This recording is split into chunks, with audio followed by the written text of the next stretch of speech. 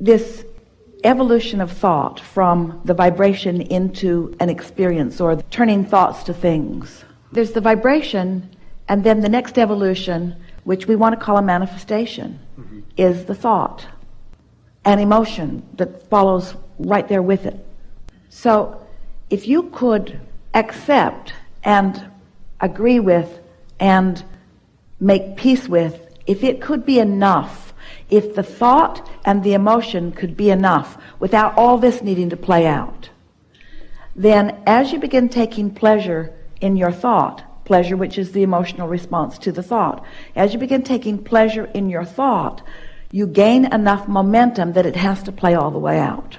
So what we're saying is, if you could enjoy with us the idea of a vibration becoming more, and the more that it becomes being an idea that just feels good to think about, and if for just a little while that could be your only objective, just to think, feel good while you're doing it, so that you're not introducing the absence of it into the equation, because that's the thing that trips you all up. I want this thing I do not have. I want this thing I do not have. I want this thing I do not have. And you don't make any headway. But if I want this thing, I like this thing, I enjoy this thing, I like this experience, I'm taking pleasure from the idea of this, then the resistance goes away, and the natural progression or evolution of it from thought to full-blown manifestation has to come. It's simpler than it seems. Do you believe that you have lived enough life to have identified, as you've been sifting and sorting, what you really want? Catch yourself in the act of a thought and ask yourself, resistance or open path? I've sifted enough and I know what I want. Or I know what I want and I'm just slightly resistant to it.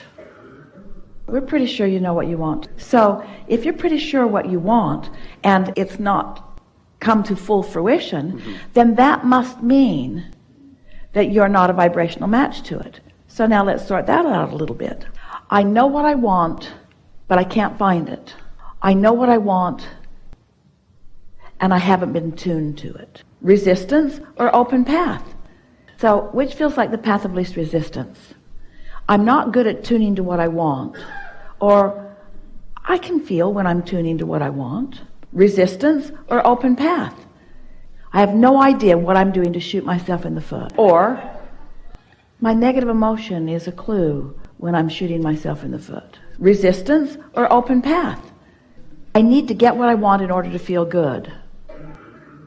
I can find pleasure from thoughts even before it comes.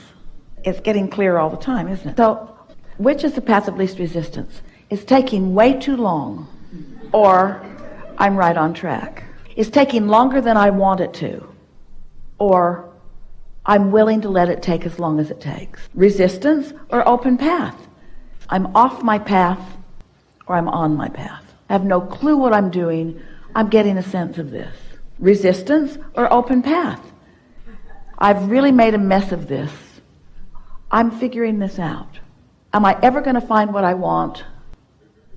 It's unfolding for me now. You see what we're getting at? When I see it, I'll know it, and then I'll be happy. I can be happy anyway, and then it's logical that it will flow. I'm running out of time.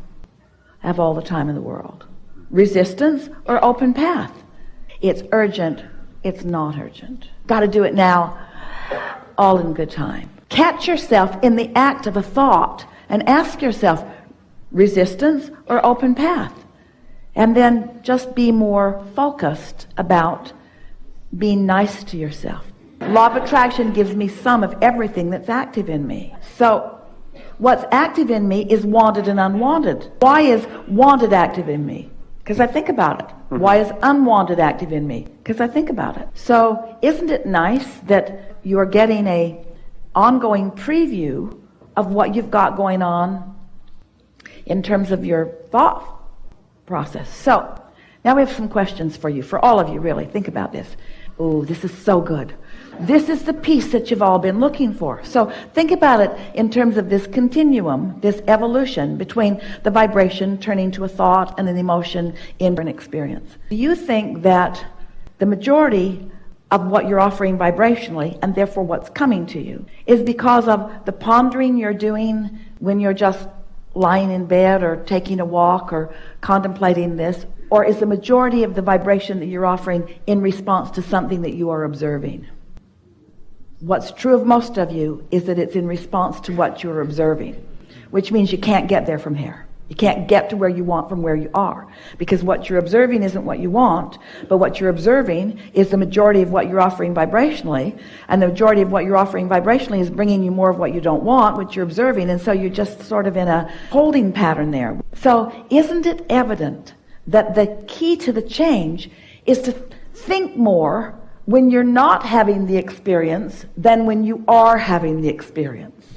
So we're making a case for more quiet contemplation, more blissfully pleasing yourself with thought, more just playing things out in your mind, and less needing the manifestation to be the way that it plays out just for a little while. We're not talking about very long. We're talking about days or a few weeks, really, of just giving yourself the pleasure of the relief of non-resistance.